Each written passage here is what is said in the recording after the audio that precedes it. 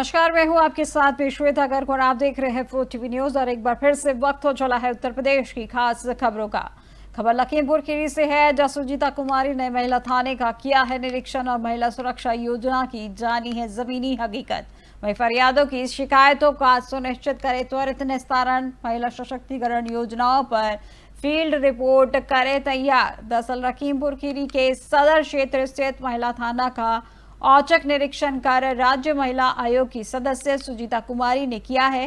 वहीं निरीक्षण के दौरान उन्होंने थाने में मौजूद फरियादियों की समस्याएं सुनी है और उनके त्वरित निस्तारण हेतु संबंधित अधिकारियों को निर्देश दिए हैं।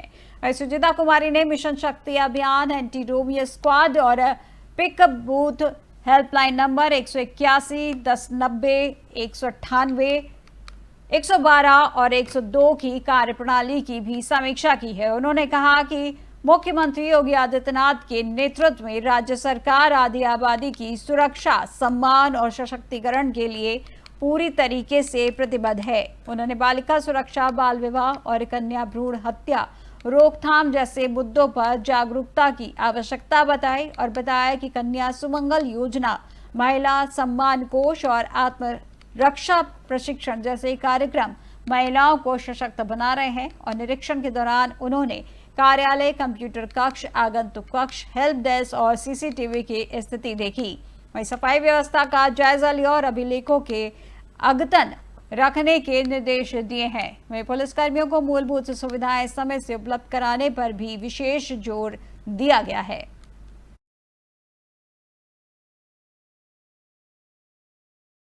खबर भी लखीमपुर खीरी से है, जहां होमगार्ड ने नशे में सफाई कर्मी को पीटा है। जहां अश्लील हरकत का वीडियो सोशल मीडिया पर वायरल हुआ है। जहां पीड़ित ने थाने में दी है लिखित तहरीर, जहां घटना पर कड़ी कार्रवाई की उठाई है मांग। दरअसल लखीमपुर खीरी के मजगई थाना क्षेत्र स्थित भगवंत नगर गुलरा गांव में तैनात एक सफाई कर्मचारी के साथ शर्मनाक घटना सामने आई है। आरोप है कि एक दबंग होमगार्ड ने शराब के नशे में धुत होकर सफाई कर्मी के साथ मारपीट की और उसकी गाड़ी के शीशे तोड़ डाले। इतना ही नहीं, आरोपी होमगार्ड ने अश्लील हरकत करते हुए अपना गुप्तांग भी सफाई कर्मी को दिखाया है। जहां पीड़ित ने इस पूरे मामले में लिखित शिकायत मजगई थाने में दी है। जहां घटना का वीडियो सोशल मीडिया पर वायरल हो गया है, जिससे लोगों में आक्रोश है और आरोपी के खिलाफ कड़ी कार्रवाई की मांग की जा रही है। फिलहाल पुलिस मामले की जांच में जुट गई है और वायरल वीडियो की सत्यता की पुष्टि कर रही है। प्रशासन पर आरोपी के खिलाफ सख्त कार्रवाई का दबाव बढ़ता जा रहा है।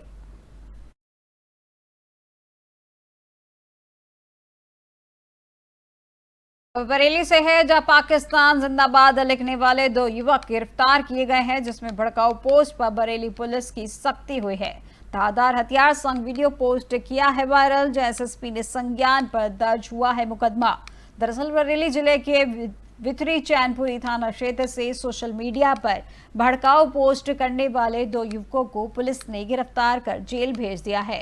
आरोप है कि इरफान और वाजिद नाम के युवकों ने इंस्टाग्राम पर पाकिस्तान जिंदाबाद कमेंट किया था और हाथ में धारदार हथियार लेकर जानवर काटने की एक आपत्तिजनक पोस्ट भी साझा की थी। और इस पोस्ट के वायरल होते ही क्षेत्र में रोष व्याप्त हो गया। स्थानीय लोगों ने इस पर तीव्र प्रतिक्रिया दी है और कार्रवाई की मांग की है। वहीं मामले की गंभीरता को देखते हुए एसएसपी अनुराग आर्य ने तत्काल संज्ञान लिया और दोनों युवकों के खिलाफ विथरी चैनपुरी थाने में मुकदमा दर्ज कराया गया है। वे गिरफ्तार किए गए दोनों आरोपी सैदपुर लक्सरीगंज गांव के निवासी बताए जा रहे हैं। वहीं पुलिस ने उन्हें सलाखों के पीछे पहुंचा दिया है और मामले की जांच जारी है। प्रशासन ने स्पष्ट किया कि सामाजिक सौहार्द बिगाड़ने वालों के खिलाफ कड़ी कार्रवाई की जाएगी।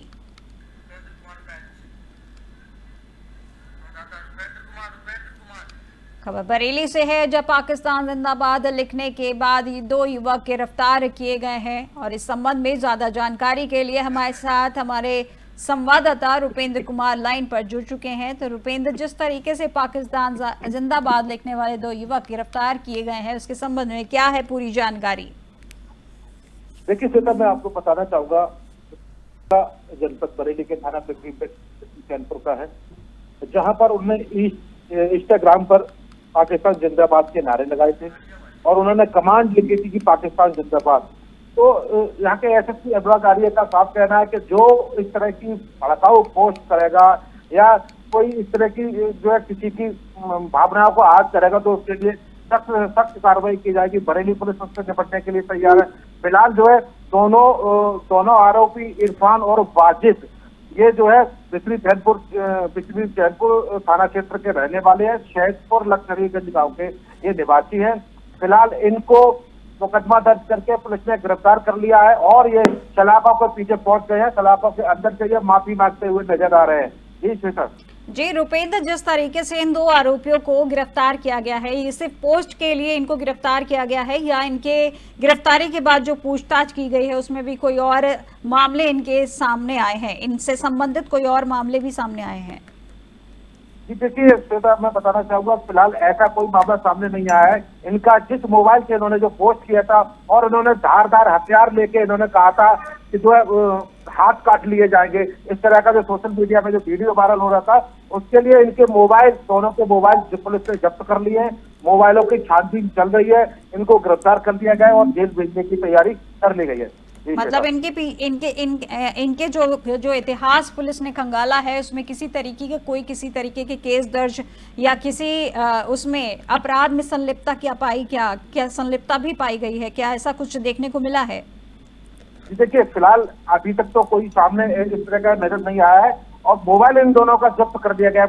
मोबाइल के आधार पर जो भी कार्रवाई होगी इनके ऊपर जो बनती है वो कार्रवाई की जाएगी। जी बहुत बहुत शुक्रिया रुपेंद्र हमारे साथ इस खबर पर जुड़ने के लिए। तो ये थे हमारे संवाददाता रुपेंद्र कुमार, जिन्होंने बताया कि किस तरीके से पाकिस्तान जिंदाबाद लिखने वाले दो युवकों को गिरफ्तार किया गया है। बताया जा रहा है कि इन्होंने सोशल मीडिया पर एक पोस्ट जारी किया था जिसके संबंध में जानकारी होने के बाद इन्हें गिरफ्तार किया गया है। फिलहाल अभी इनसे पूछताछ जारी है और पूछताछ में पता लगाया जा रहा है क्या यह किसी अपराध में संलिप्त है या नहीं।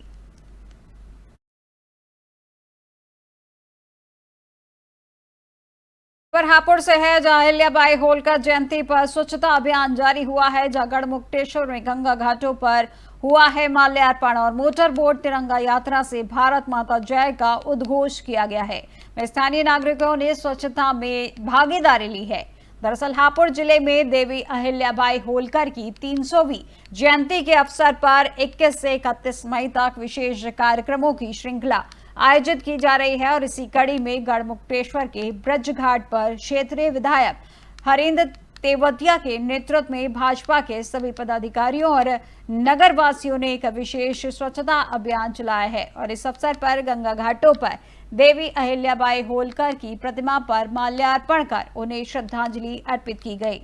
वह स्वच्छता अभियान के तहत गंगा के आसपास के क्षेत्रों की गहन सफाई की गई और इसके अलावा गंगा में मोटर बोट के जरिए तिरंगा यात्रा भी निकाली गई और भारत माता की जय का उद्घोष किया गया।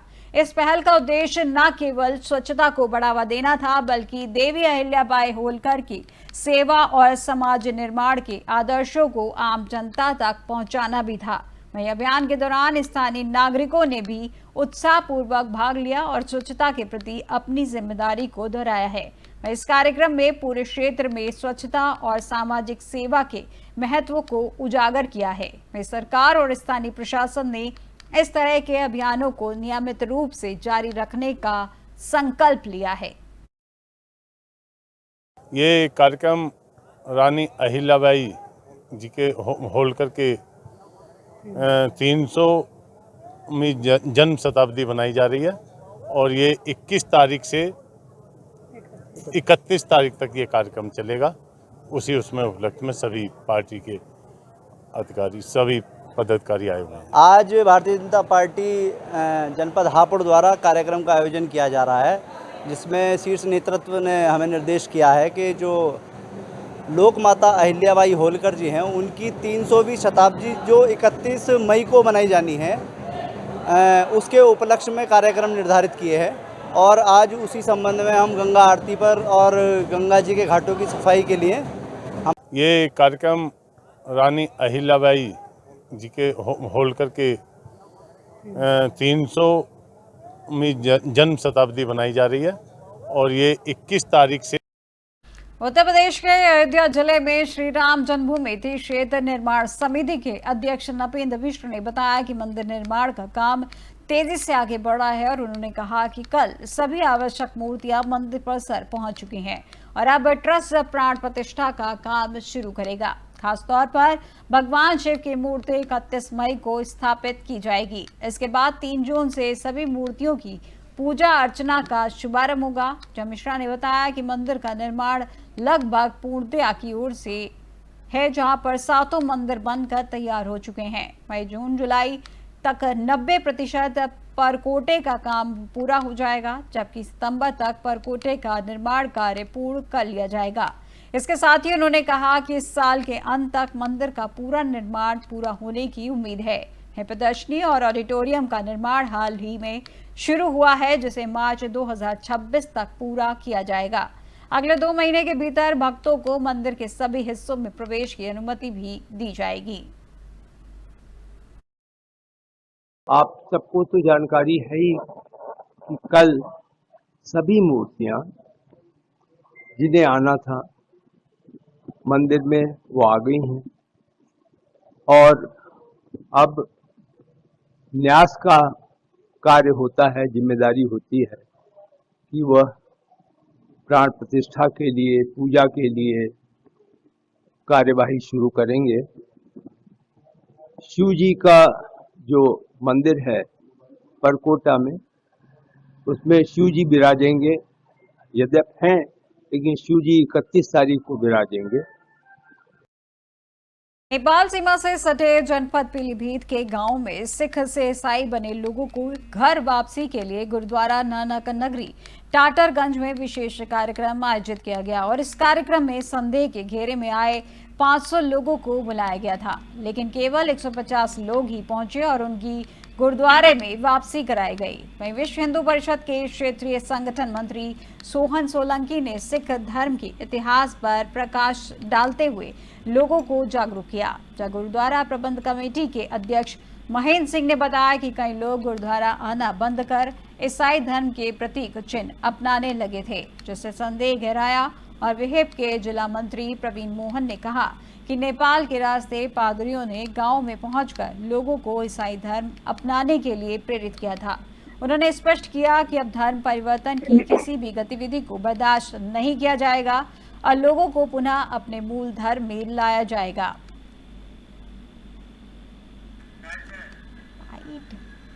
खबर पीलीभीत से है, जहां 150 लोगों ने की है घर वापसी और उसको लेकर बताया जा रहा है कि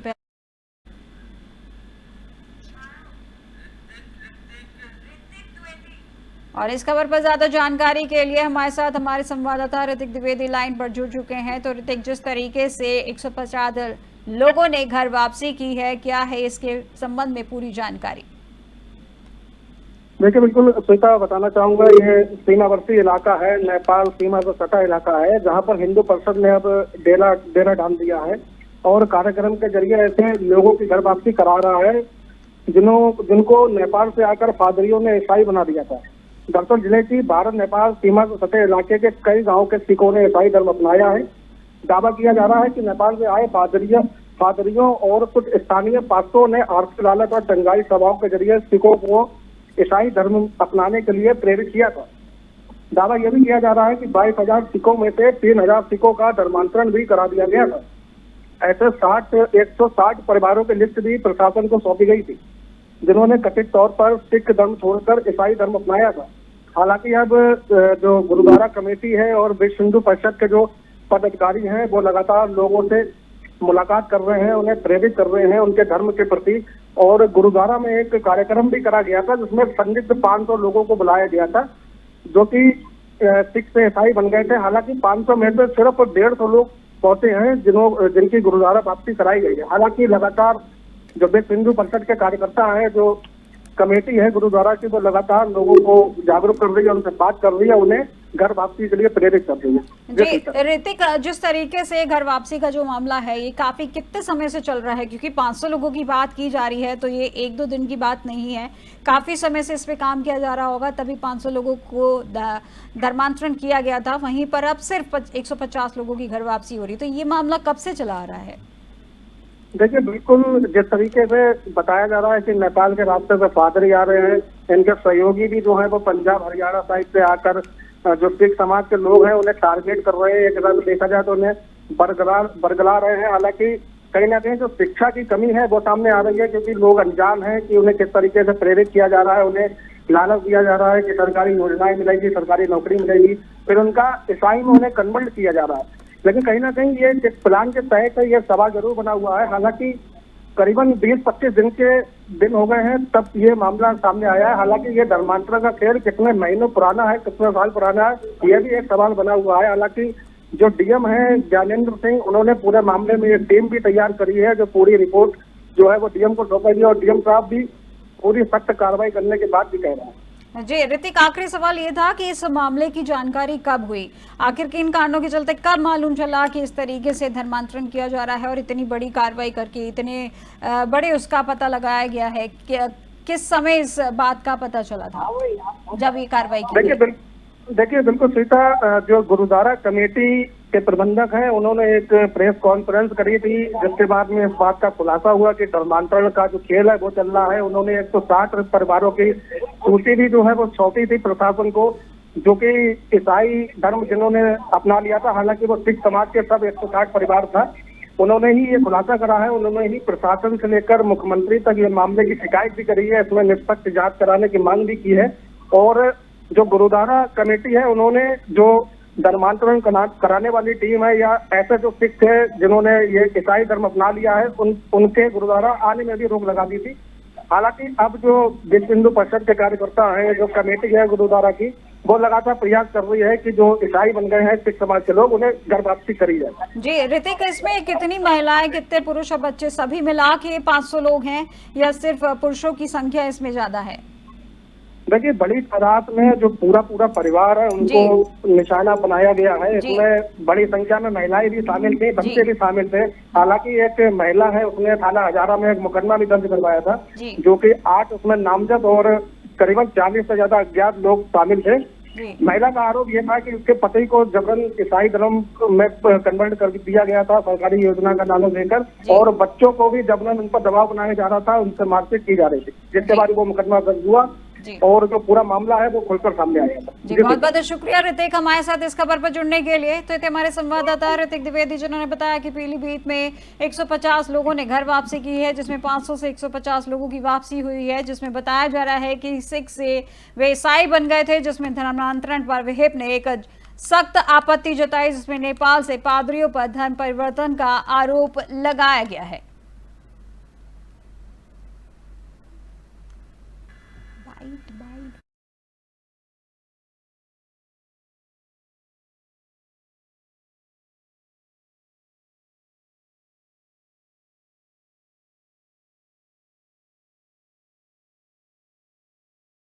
अब खबर अम्बेडकर नगर से है, जो कॉलेज हॉस्टल में पानी को लेकर हंगामा हुआ है, जहां पानी के कंटेनर में मिली है मरी हुई छिपकली।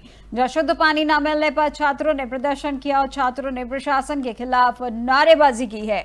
दरअसल अम्बेडकर नगर स्थित राजकीय इंजीनियरिंग कॉलेज के अम्बेडकर छात्रावास में रहने वाले छात्रों ने बीती रात पानी की गंभीर समस्या को लेकर जोरदार प्रदर्शन किया है।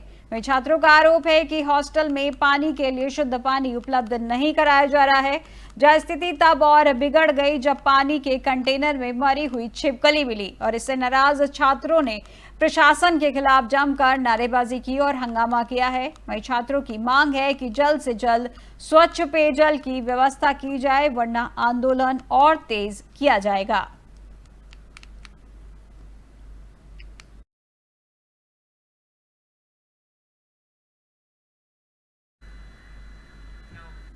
और नौ शहर के सदर चौकी क्षेत्र में उस वक्त हड़कंप मच गया जब दो ऑटो चालकों के बीच कहासुनी के बाद झगड़ा शुरू हो गया, जहां देखते ही देखते मामला इतना बढ़ गया कि दोनों ने एक दूसरे पर हाथापाई शुरू कर दी और झगड़े के दौरान एक ऑटो चालक खुले नाले में गिर पड़ा, लेकिन इसके बावजूद दोनों ने वहीं पर जमकर मारपीट की। वही घटना की सूचना मिलते ही स्थानीय लोग मौके पर जुट गए, जहां भीड़ ने किसी तरह झगड़ा शांत कराया। सदर चौकी के सामने हुई इस घटना का वीडियो भी सोशल मीडिया पर वायरल हो रहा है।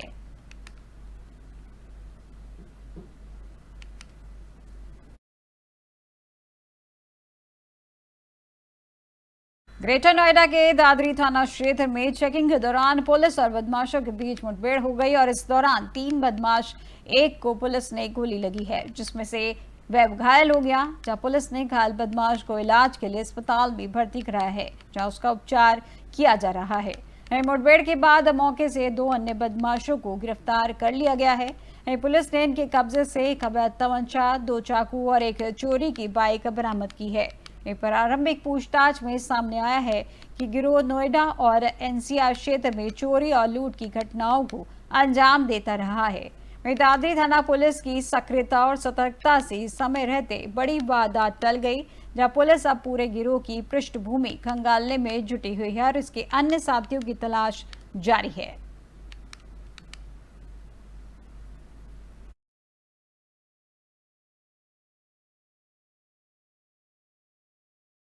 सहारनपुर के थाना गांगलहेड़ी क्षेत्र में स्थित हरेड़ा गांव में बिजली विभाग की टीम ने छापेमारी कर बिजली चोरी के मामलों का खुलासा किया है, जहां ग्रामीण क्षेत्रों में ट्रांसफार्मर बार ओवरलोड होकर फूंक रहे थे, जिसमें इलाके में बिजली आपूर्ति बाधित हो रही थी। विभागीय जांच में इसका कारण बड़े पैमाने पर बिजली चोरी सामने आया है, जहां छापेमारी के दौरान विभाग ने 6 लोगों को बिजली चोरी करते हुए पकड़ा है, जिनके खिलाफ मुकदमा दर्ज कर लिया गया है। अधिकारियों ने चेतावनी दी है कि आगे भी अभियान जारी रहेगा और दोषियों पर सख्त कार्रवाई की जाएगी।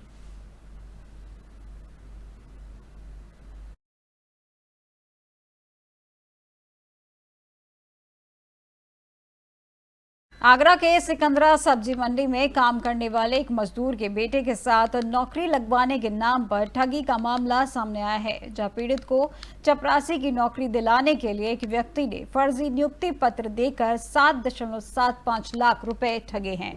वहीं ठग ने खुद को उच्च न्यायालय का वकील और ऊंची पहुंच वाला बताया था, जहां पीड़ित के साथी कर्मचारी ने उसे एक परिचित अधिवक्ता से मिलवाया, जिसने 2 बार फर्जी नियुक्ति पत्र दिए। अधिवक्ता देवेंद्र बघेल ने जजों और मंत्रियों से सेटिंग कराने का झांसा दिया। तब पीड़ित ज्वाइनिंग के लिए गया तो आरोपी उसे लखनऊ घुमाता रहा और रुपए की मांग करने पर चेक दिया, जो बैंक में बाउंस हो गया। वहीं सिकंदरा पुलिस ने साक्ष्य संकलन कर मामले की कार्रवाई शुरू कर दी है और आरोपी की जल्द गिरफ्तारी का प्रयास जारी है।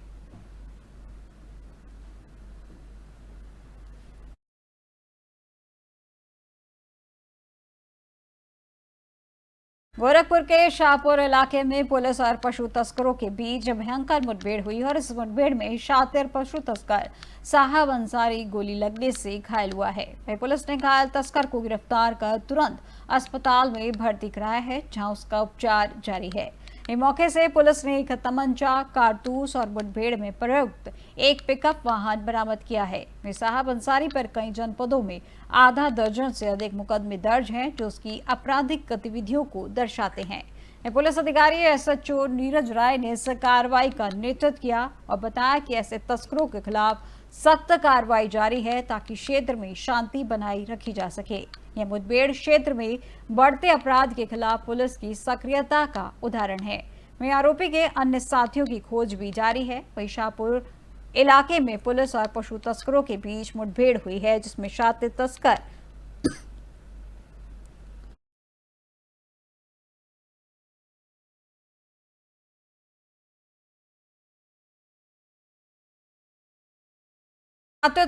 साहब अंसारी गोली लगने से घायल हुआ है और उसको गिरफ्तार कर लिया गया है। वहीं मौके से एक तमंचा, कारतूस और घटना में प्रयुक्त पिकअप बरामद की गई है। वहीं साहब अंसारी पर कई जनपदों में आधा दर्जन केस दर्ज हैं। वहीं मुठभेड़ का नेतृत्व एसएचओ नीरज राय के द्वारा किया गया है।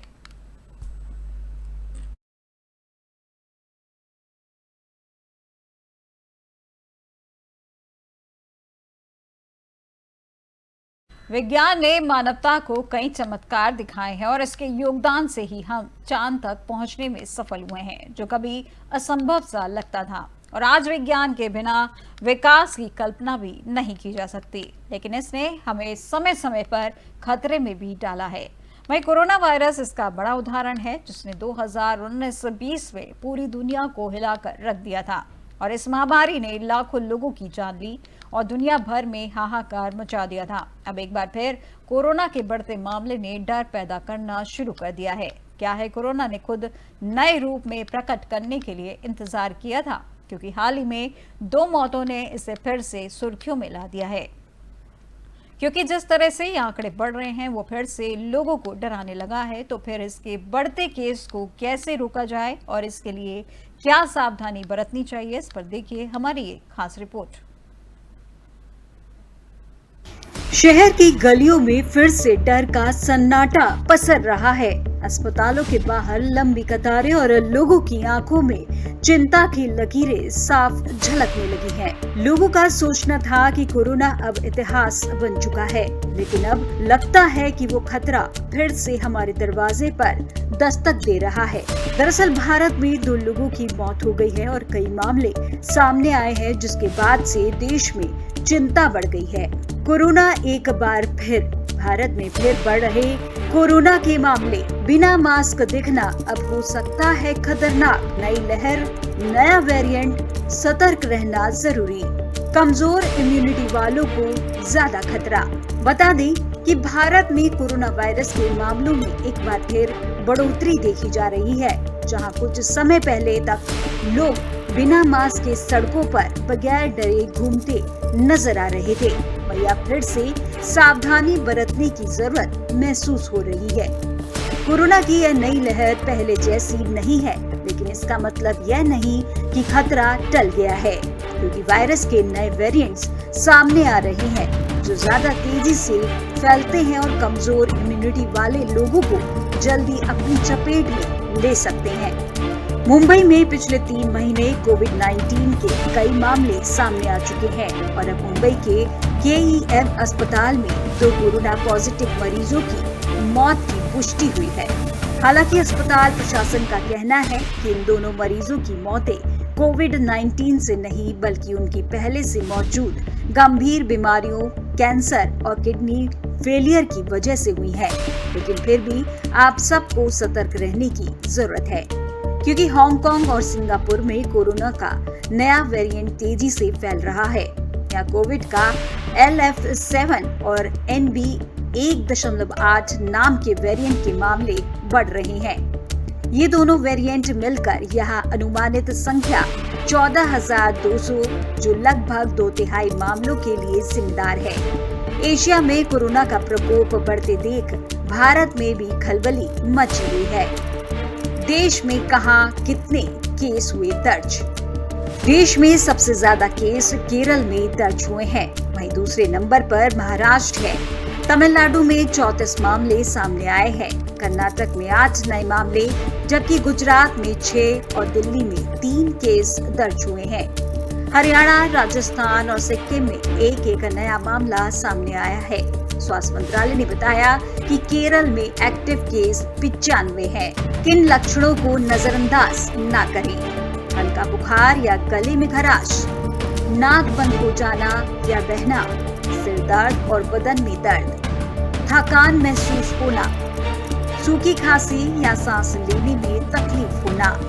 सावधानी जो आपको कोरोना से बचा सकती है। भीड़ भाड़ वाली जगहों और परिवहन में मास्क जरूर लगाएं। साबुन और पानी से बार बार हाथ धोएं या सैनिटाइजर का इस्तेमाल करना संक्रमण से बचा सकता है। शादियों या अन्य भीड़ भाड़ वाली जगहों से फिलहाल बचने की कोशिश करें। बूस्टर डोज लेना ना भूलें, खासकर अगर आपकी उम्र 60 वर्ष से अधिक है या पहले से कोई बीमारी है। इम्यून सिस्टम को मजबूत बनाएं और इसके लिए अच्छी नींद, पौष्टिक आहार और योग को दिनचर्या में शामिल करें। कोरोना वायरस ने हमें पहले भी बहुत कुछ सिखाया था, जैसे सहनशीलता, संयम और सतर्कता की अहमियत। आज फिर वही समय लौटकर वापस आने लगा है, इसलिए हमें जिम्मेदारी से अपने और दूसरों के स्वास्थ्य का ख्याल रखना जरूरी हो गया है। वायरस का खतरा भले ही कुछ कम दिखे, लेकिन यह अब भी हमारे बीच मौजूद है और नए वेरिएंट्स के रूप में फैल रहा है। इसलिए जरूरत है कि हम फिर से मास्क पहने, भीड़ भाड़ से बचें और साफ सफाई का विशेष ध्यान रखें। अगर हम समय रहते सचेत हो जाएं, तो खुद को और अपने परिवार को सुरक्षित रख सकते। शहर की गलियों में फिर से उत्तर प्रदेश की अब तक की खबरों में फिलहाल बस इतना ही और देश दुनिया की तमाम जानकारी के लिए देखते रहिए 4 TV न्यूज। नमस्कार।